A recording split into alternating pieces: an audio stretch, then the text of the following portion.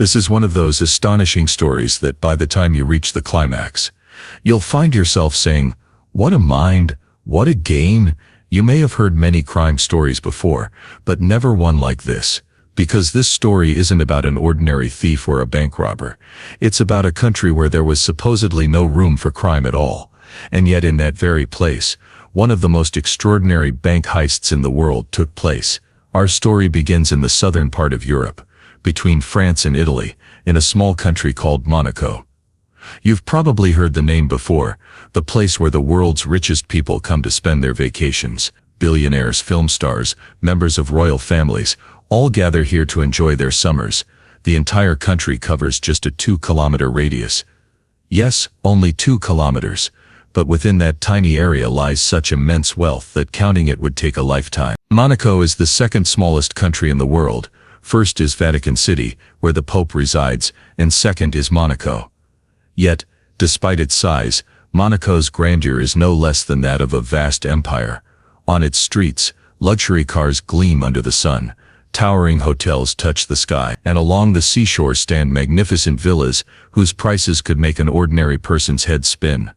Monaco is known as a tax haven, a place where billionaires deposit their money without having to pay taxes. Some of the world's biggest business tycoons, Hollywood stars, and royal family members secretly store their fortunes here. It even has a man-made beach with white sand imported from Italy. And then there's the world-famous Monte Carlo casino, where millions of dollars are gambled away in a single night.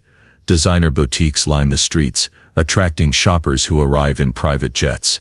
And most astonishingly, every third person in Monaco is a millionaire.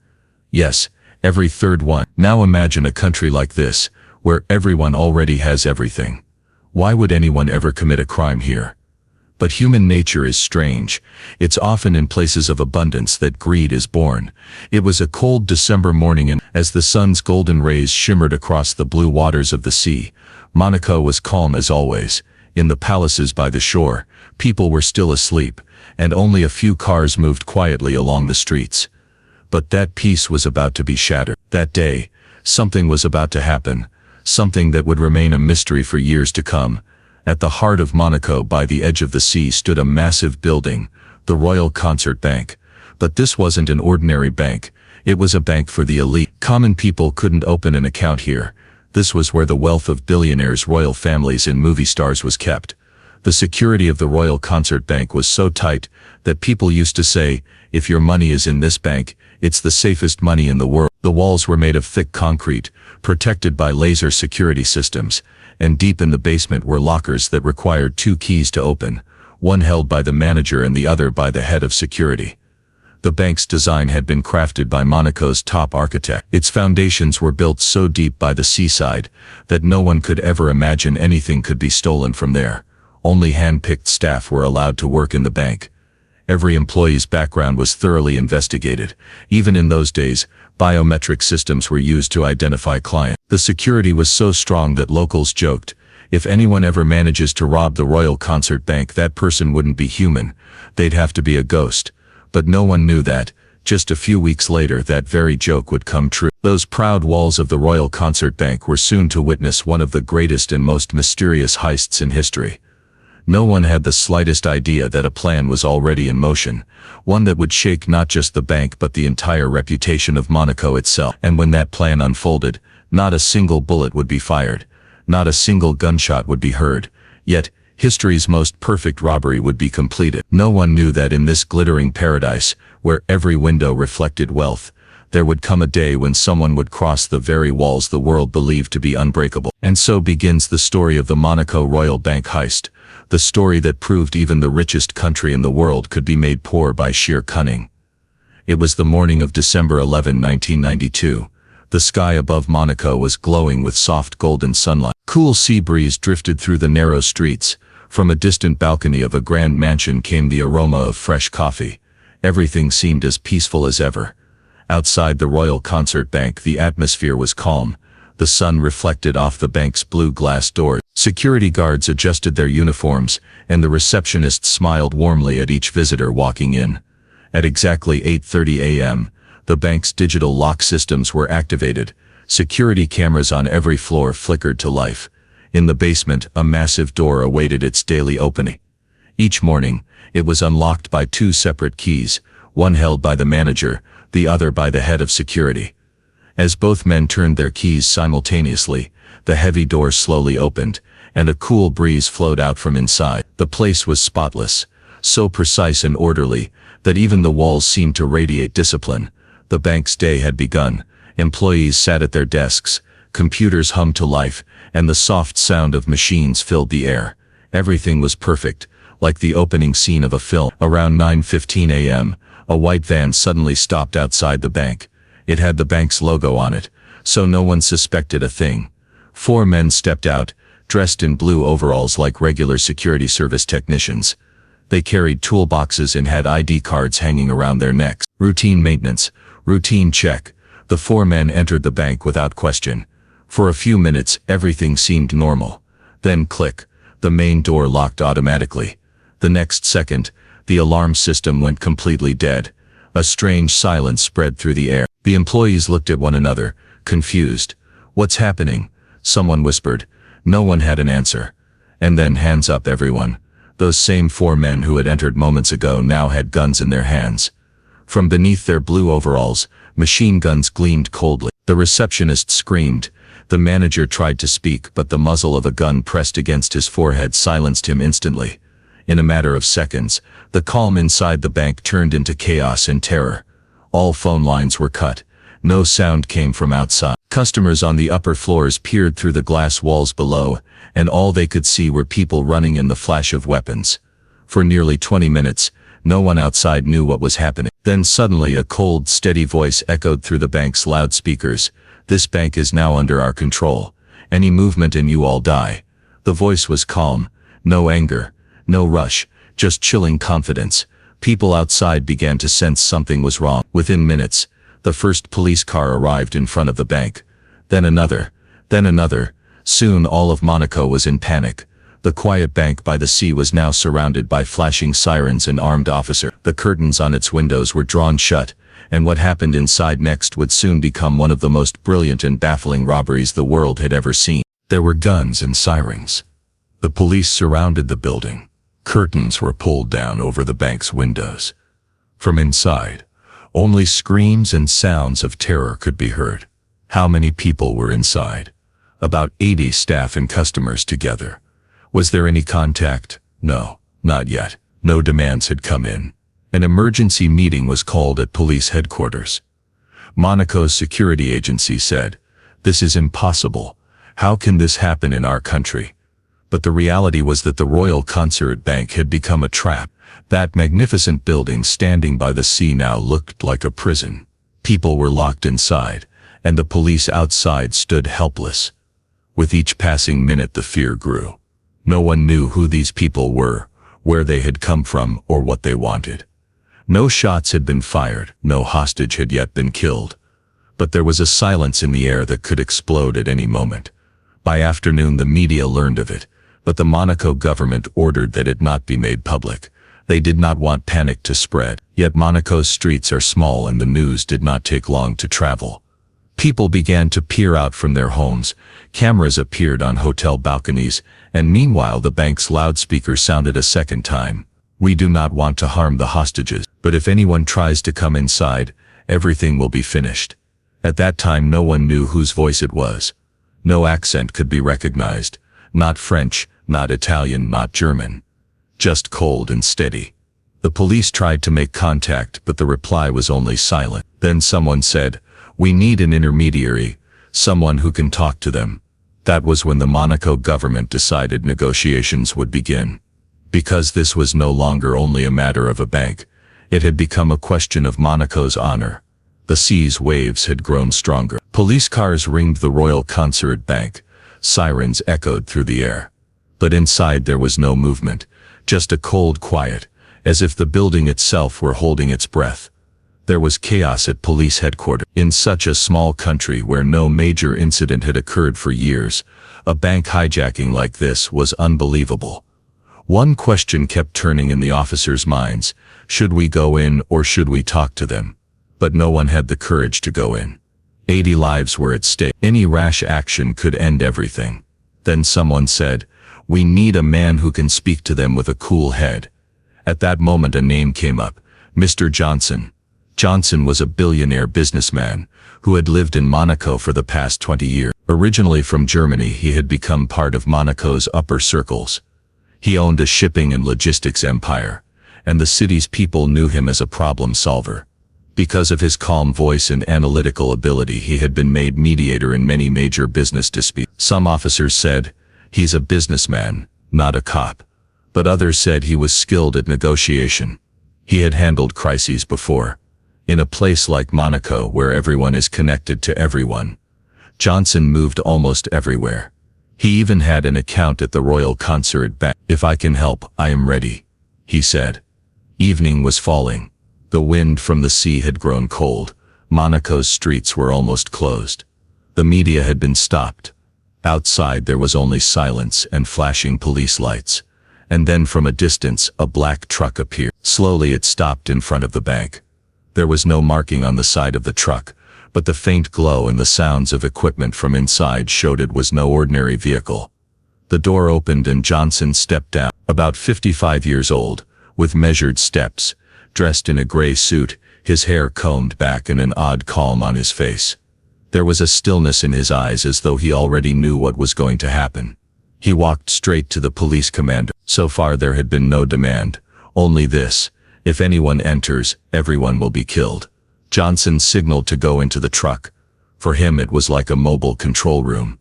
Inside, large screens lined the walls. Every camera feed, every signal, every wire was connected to that truck. In one corner were communication gadgets. On a radar-like screen the bank's structure was displayed. The rear of the bank opened toward the sea. Yes, there was a docking area. Johnson nodded, meaning they had a way out. Then he picked up a walkie-talkie. His first message was, "This is Johnson speaking. I want to talk to you, do not hurt anyone." A few seconds of silence, then a cold, clear voice came back. "We knew you would come, Johnson." The police looked at each other, eyes. Johnson said calmly but firmly, "If you truly want to talk, I'm ready." A dry, metallic laugh echoed. The voice said in a stern tone, "Only Johnson will speak here, and if he does not speak, none of you will be left alive." The commander immediately lowered his radio. "What does that mean? How do they know your name? Maybe they had prior information. Maybe it's just a bluff." Outside, everyone held their breath. Behind the bank's walls were 80 lives, and outside everything now depended on Johnson's word. Johnson spoke in a steady voice. "I am not here to fight anyone. I want no one to be injured. Tell me what you want." A short silence. "You know what we want," came the reply. "But it will only be with you." Johnson stared at the bank's blueprint on the truck screen. His fingers tapped slowly on the wooden table. "All right, only I will speak." The police commander tried to intervene, but Johnson signaled him to stop. In situations like this, one mistake can be fatal. The atmosphere outside had grown heavy. The Monaco government had placed a full ban on the media. TV channels were only allowed to say that a security situation was under control. But the city already understood. The Royal Consulate Bank had become a mystery. Johnson turned off the screens in his truck and sat down in a chair. His voice was steady. "I will bring them out, all alive." Then he picked up the walkie-talkie again. "Okay, now tell me your terms." Outside there was silence, only the sound of the waves on the road, and the distant thump of helicopter rotor. Then a new voice came through the loudspeaker. "We want 11 tonnes $207, 502 boats. If anyone pursues us, everything will be finished." Wise Johnson closed his eyes and took a deep breath. There was no fear on his face, only a strange calm, as if he knew this negotiation would go in a different direction. And at that moment, Monaco's night turned into an invisible trap, a game now played only between two parties. One voice behind the walls, and one negotiator who himself hid something inside. The sea breeze felt heavier. The sirens had fallen silent, but a death-like quiet had settled behind the Royal Consulate Bank's walls. The single line over the walkie-talkie, "We want 11 tonnes $207, 502 boats," had shaken all of Monaco. Officers in the police control van whispered among themselves, 100 crore, is this a joke? No one in Monaco has ever demanded such a ransom. Johnson was calm, seated with his fingers on the table like a player thinking over an old chessboard. He said quietly, "They are not joking. They chose that demand carefully. Do you believe they are really this professional? If they were amateurs, a shot would have been fired by now." His voice had a chill. He weighed each sentence as though he already had a plan, or perhaps a suspicion. Then the walkie-talkie crackled again. "If the money is not paid, one hostage will be killed every hour." A metallic object fell, followed by someone sobbing. All the police officers fell silent together. "We can't give them the money. They're bluffing." "No, this is not a bluff. This is a warning. If I do not go in, they could do anything." "No way, Johnson. You are not an officer. You cannot be allowed inside. If I don't go, this negotiation will be over in 5 minutes, and 80 people will be dead. But if you let me go in and something happens, at least the people outside might survive." He opened the truck's door and stepped out. Night was deepening. On the road there were only police cars, and the sound of the sea. The large metal gate in front of the bank was closed. Johnson took a small radio and moved forward. "Once you go inside, your communication will be cut," someone warned. "Do you know how dangerous that is? Trust, sometimes, is the greatest weapon." Slowly, he reached the bank's main door. A camera's red light blinked, and then the door opened of its own accord. A cold gust blew out. He went inside. The door closed behind him. Outside, everyone looked toward the radio. For the first 5 seconds there was no sound. Then a faint, static noise, and then silence. The connection had been cut. "Should we go in?" someone asked. "No," he said. "If anyone comes inside, they will all be killed." The police and rescue teams stood by. Lights were set up all around the bank, but no one knew what was happening inside. Minutes stretched like pins on a clock. Everyone watched their watches. 1 hour, then 2, then 3. No news, no sound, no signal from inside, only the waves echoing off the wall. Monaco's streets grew darker. There was no laughter, no music, only fear. People were locked in their homes, an uneasy restlessness filling the city. Around 10:30 p.m., a faint click came over the radio. No reply, only slow breathing and a few words. "Everything is fine. Negotiations are ongoing." Then silence. There was a steadiness to that voice, but also something strange. The commander listened carefully. Was it really Johnson's voice? Everyone said maybe, but no one was sure. Night deepened. Monaco's lights were now overwhelmed by the police's blue glow. The control room was stunned. Someone sipped coffee. Another closed a notebook. Now there was only waiting and hope. Around midnight, an officer murmured, "It's been 4 hours. There's no movement inside. He's alive. He's handling the negotiation." But doubt still gnawed at his heart. The sea's waves hit the walls. The air outside had grown colder, and everyone wondered whether the man inside was still speaking, or whether he himself had become part of some other game. The clock struck 3, and the Royal Concert Bank's windows remained as calm as ever. No movement, no screams, no sign of life. The building that had shone by day now sat submerged in darkness, as if hiding some secret, and the policeman outside kept repeating a single question. Why had Johnson not returned yet? And then morning came at 5:30 a.m. The rays fell on Monaco's buildings. The police were exhausted now. Some were sitting and drinking coffee. Some were staring at their notes. Then suddenly, a faint broken voice came over the radio. "Hello, are you listening?" Everyone jumped up. "Who's speaking?" A few seconds of silence. Then the voice came again. "This is Michael. I'm a bank employee." Everyone held their breath. "Michael, what's happening inside? Where's Johnson? Where are the robbers?" For a moment there was no answer. Then in that broken voice, the same words came again. "There are no robbers inside." Silence, as if time itself had stopped. Everyone in the control room looked at each other. "What do you mean there's no one?" Then the voice came again. "We're all alive, but the door is locked from the outside." The police force outside immediately sprang into action. Sirens wailed again. Weapons were prepared, and the special task unit was called in. Within minutes, a steel rod struck the gate. The door fell open with a heavy thud. Police rushed inside the bank. The scene inside looked like something out of a movie. The entire hall was quiet.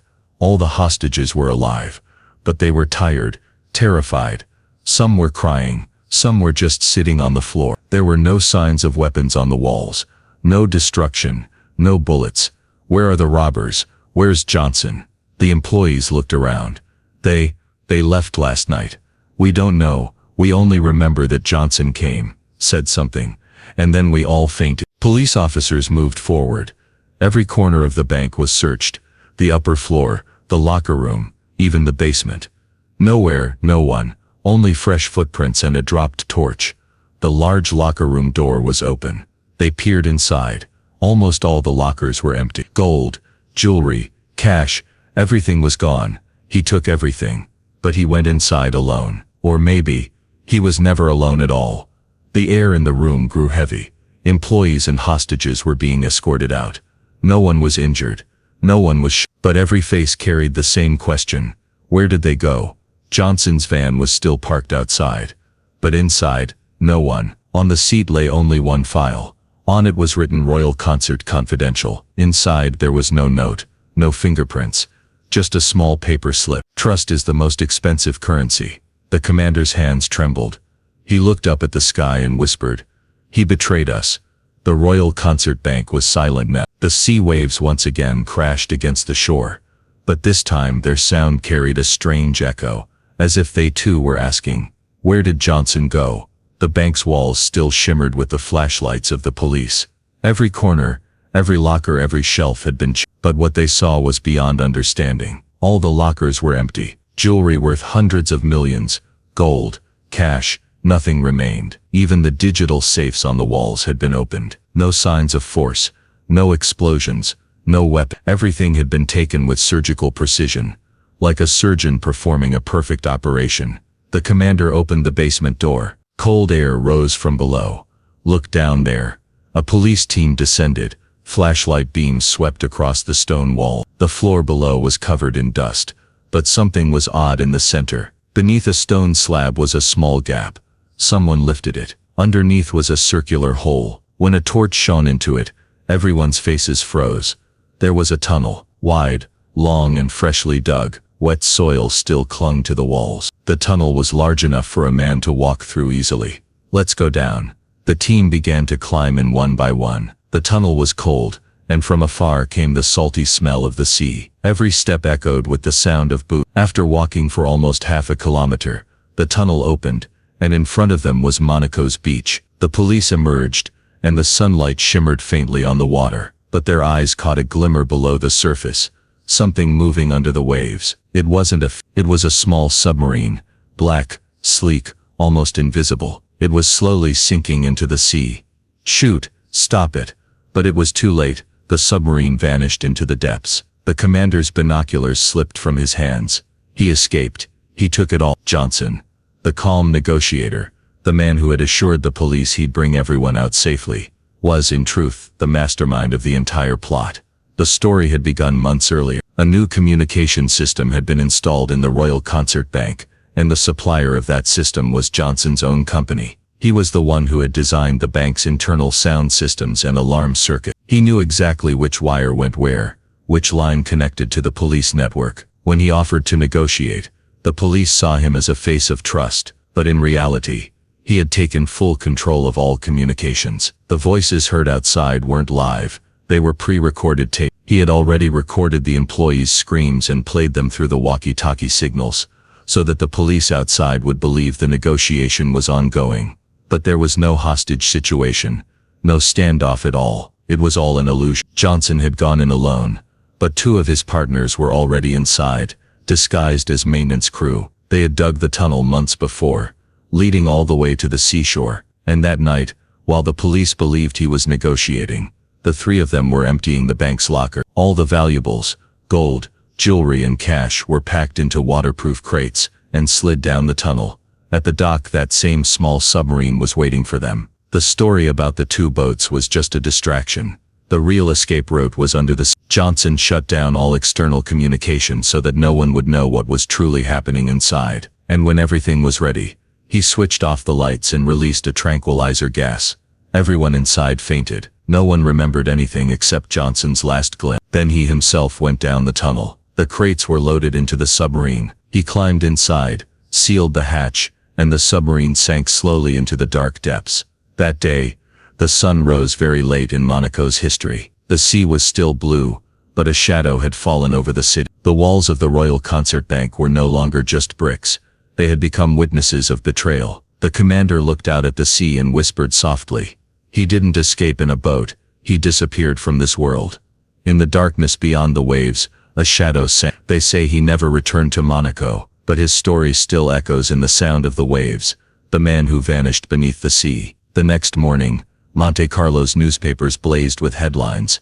Robbery solved. Printed in bold letters, the headline tried to convince the public that the case was over. But the truth was very different. Police reports, CCTV footage, and internal memos from the bank had all been carefully modified so that no real lead would ever emerge. In reality, the stolen money belonged to people whose names could shock the world: billionaires, royal families, and major corporate houses. They were informed privately, and some were discreetly compensated. All of it was done to protect Monaco's economy and its international reputation. In a private meeting, the bank's CEO told his board members, "If the public learns the truth, our entire financial system will collapse, so we must change the story." The official version was clean and simple. As soon as the headlines were out, people believed it was just a simple robbery, and that the thieves had been caught. Journalists were given only carefully filtered information. No major detail ever leaked, but those who were truly involved knew it was all an illusion. The planning was so sophisticated that even the best surveillance systems had been fooled. The tunnels, the disguises, the timing, everything had been calculated with precision. Sometimes theft isn't about money. Sometimes it's about trust. The trust the system had with the people.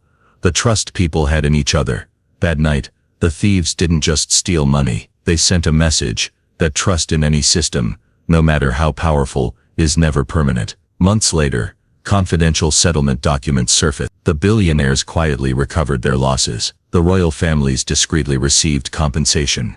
To the public, everything appeared peaceful. Monte Carlo's nightlife, casinos, and yachts all continued as before. No one knew that an invisible heist had taken place in their world. Financial analysts and media commentators discussed only surface-level explanations: minor loopholes exploited, security lapse, technical breach. The same story was repeated again and again. Among experts, there were whispers, but no proof. When trust breaks, it's not just money that's lost, it's perception. And perception is what runs the world. For some insiders, the memories never faded. The tension, the strategy, the planning, they could never forget. The silence of those nights, the emergency codes, the rush of adrenaline, none of it ever became routine. The effort to hide the truth continued. Surveillance tapes, police logs, internal emails, all carefully edited or destroyed. Choreographed stories were crafted so that no historian or journalist could ever uncover the truth later. In the end, Monte Carlo's streets shone once again. Luxury cars, high-end restaurants, and glittering casinos. Everything appeared the same. The public remained unaware of how fragile their world truly was, and what had been stolen wasn't just from the vaults. It was a permanent scar between trust and illusion. History often shows us only what we are allowed to see, but the truth hides elsewhere. And sometimes, that truth itself becomes the greatest heist. Monaco is still called one of the safest and most glamorous countries in the world. Casinos, yachts, luxury cars, all shining, all perfect. But that night, everything changed. One man proved that intelligence, planning, and sheer cunning could also be weapons. They say the negotiator, the mastermind, whatever name you give him, might not even be alive now. But the truth is, his story will always live on. His planning, his audacity, his perfect heist, they all became a part of history. People couldn't see him, couldn't touch him, but they will always remember him. He didn't just steal money. He showed what the true power of trust, perception, and illusion really is. He taught the world that things are not always what they appear to be. And that was his art, the man who robbed Monaco. Some stories live only in headlines. Some truths exist only in the memories of those who witnessed them. But some, like this one, make us question everything, every time we hear them. Do we really know the truth? Will we ever? Monaco's streets still shine. Laughter in the casinos, parties on the yachts, deals in the towers, everything as before. But the illusion created that night will always remain hidden. The story of trust, perception, and cunning will never fade. and his name, the man who robbed Monaco. Perhaps unseen, perhaps forgotten by many, but never unnoticed. His shadow will remain in every shining corner.